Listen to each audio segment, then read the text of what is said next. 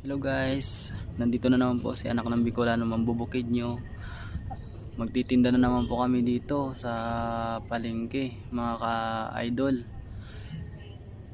Araw po pala ngayon, Saturday. Nakarating po kami dito mga mga 9:30 PM na po mga kalods.